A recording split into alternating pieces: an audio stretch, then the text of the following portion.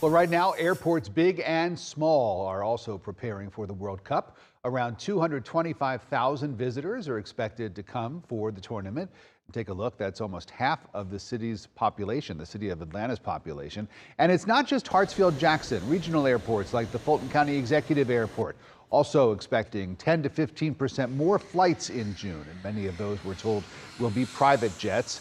According to the airport, several agencies will be standing by to help, from customs agents to emergency managers.